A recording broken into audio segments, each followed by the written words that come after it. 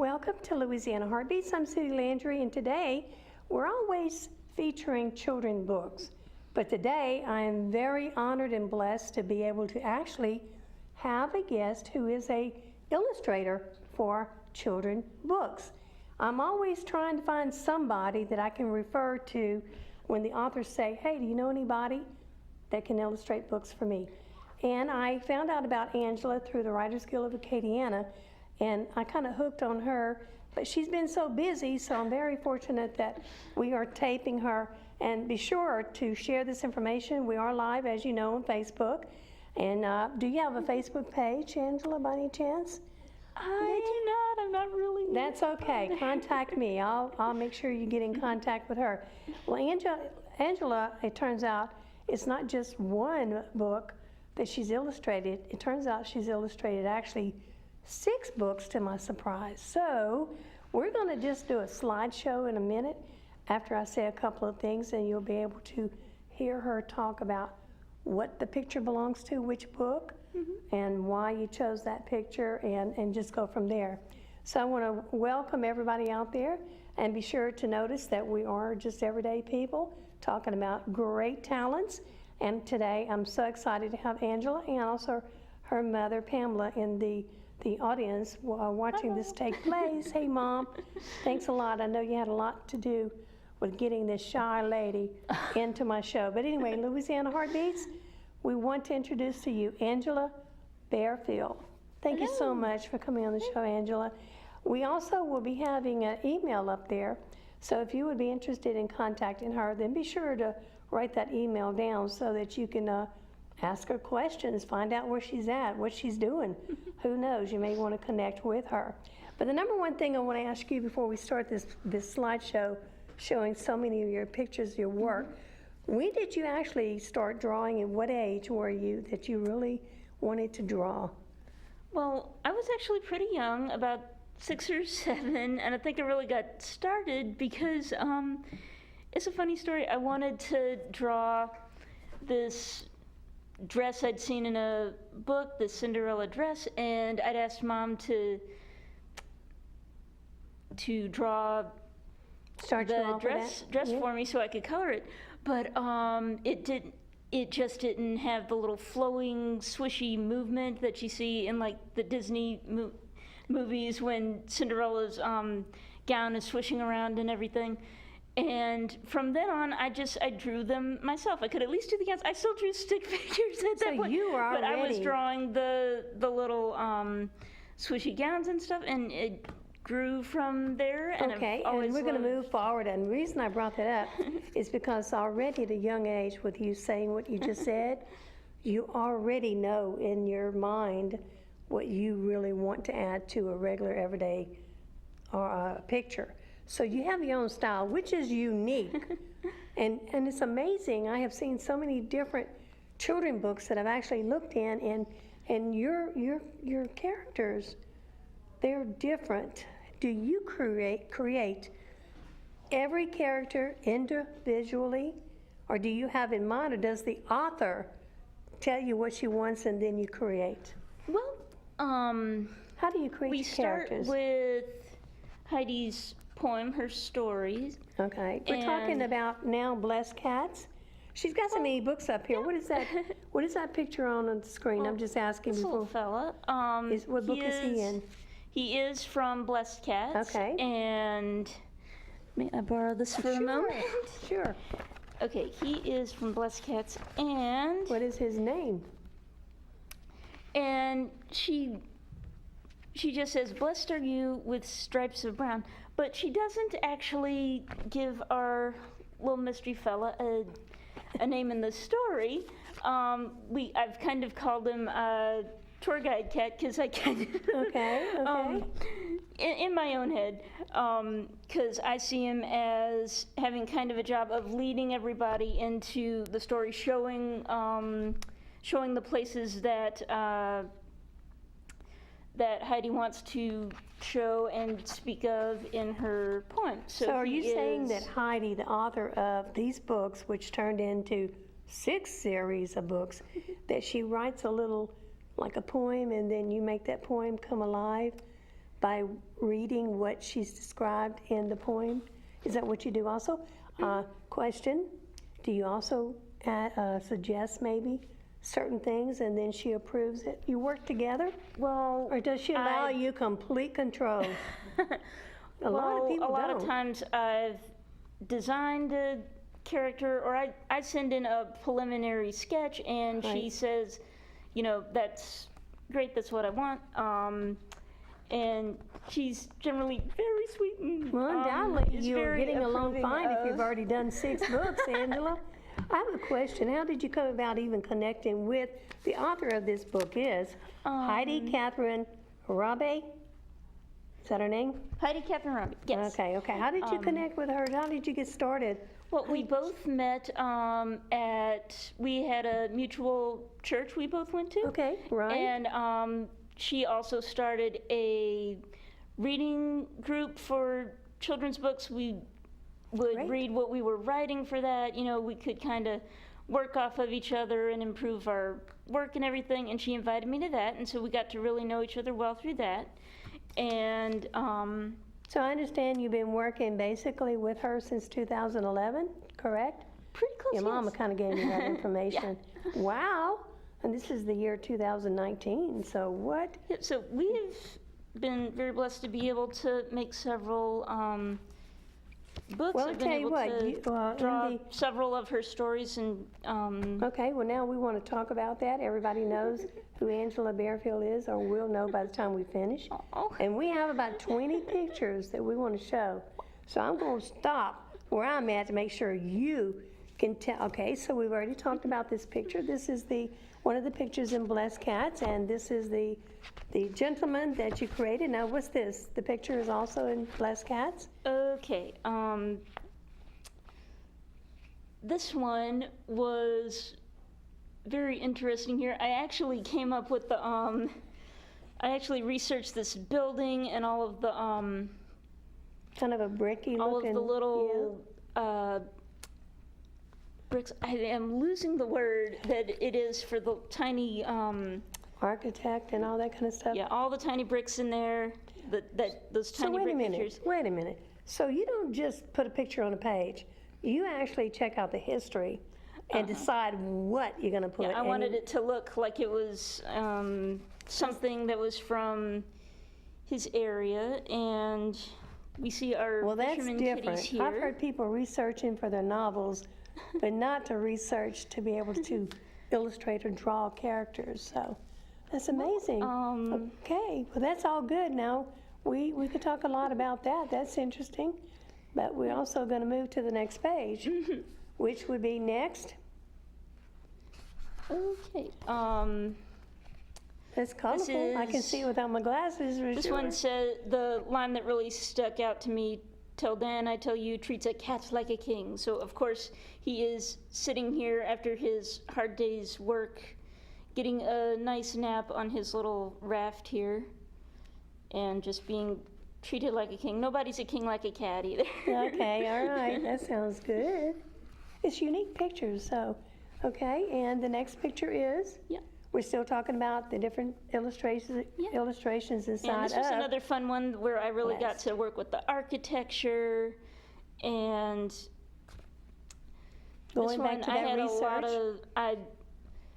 She gave me the description of a cat with long hair, and sometimes you don't get a name, but I had a lot of fun, just coming up with her character, thinking about what kind of environment she'd be in, just giving her a little adventurous, fun part to look around and interact with this Angela, space. this is the kind of books that my grandchildren and great-grandchildren love. It's more pictures that tell the story than it's written words. Because at certain ages, they're not going to want to read all those words.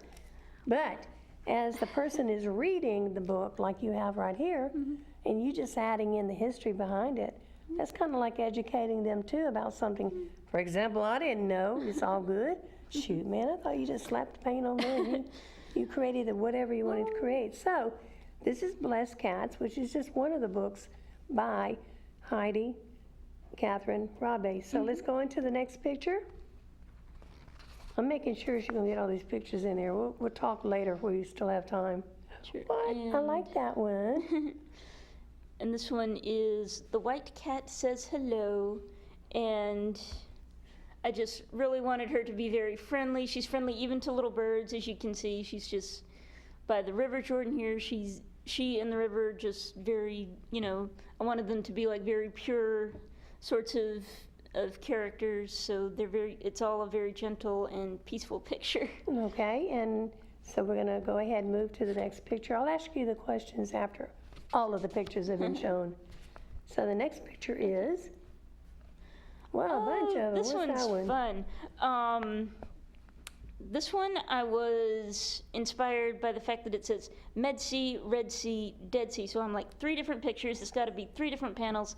I happen to like comic books a lot, I guess, so I just kind of thought in 3 different panels, 3 different seas. The Mediterranean picture is our white cat again, Yes. and our adventurous little brown-haired kitty from the columns. You can see she's taking a little vacation in the Red Sea, and what I especially had fun doing was drawing this guy, the Scuba diving, turtle. too.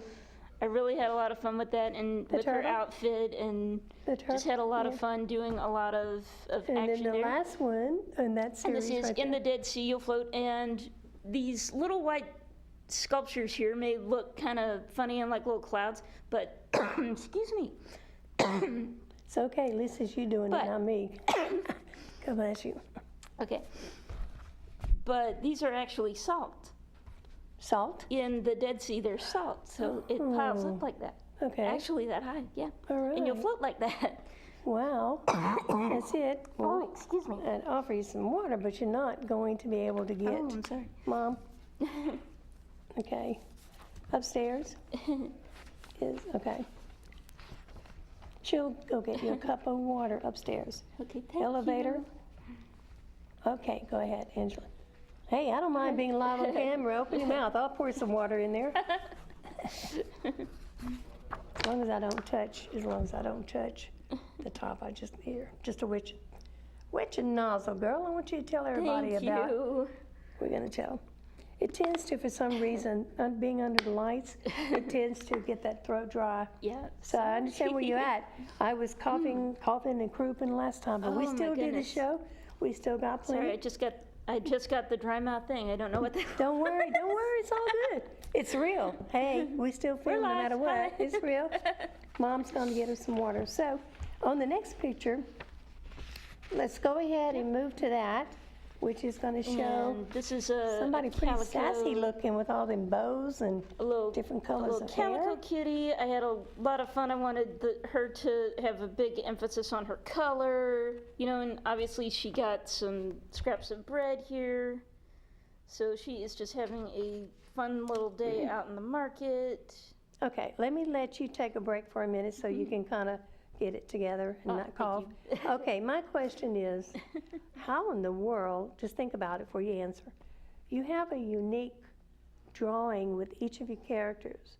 So how did you come about creating this style? I mean, I've seen different styles, but yours is different. I can't describe it.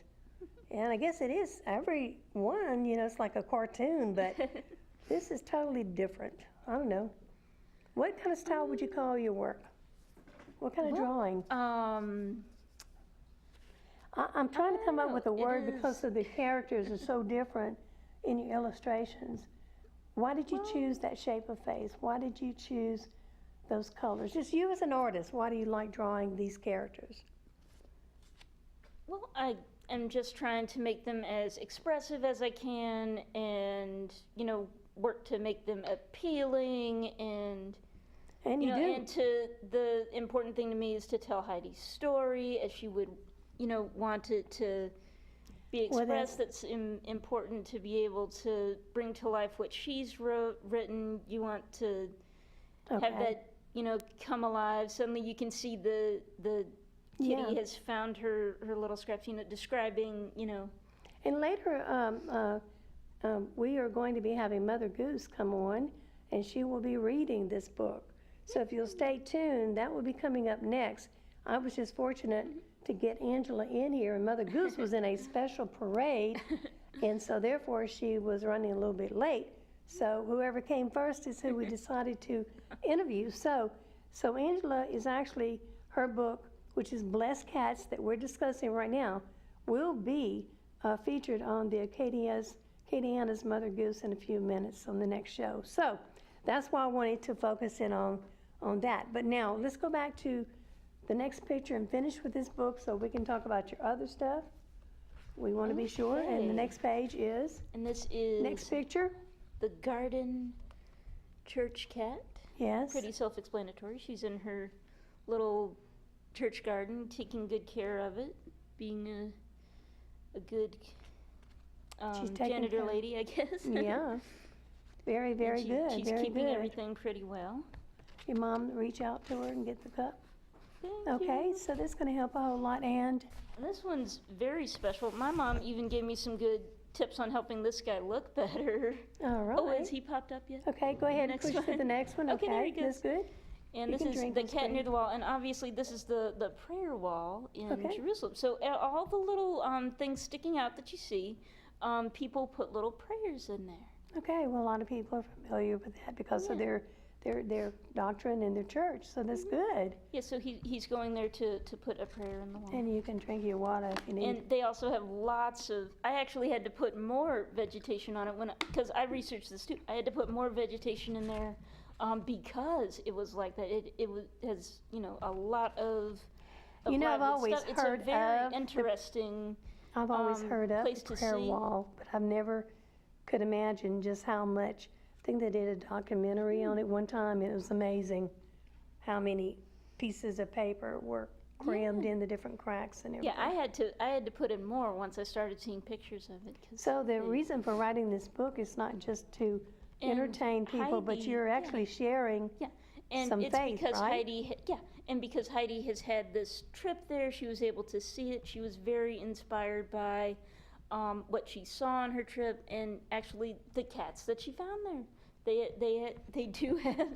I was going to ask you, how in the world did she this is decide to part do of, so many books on so many cats? But now you just explained it. She does love both her kitties that she actually owns and the kitties that she has owned, and obviously the kitties she met abroad here. Next.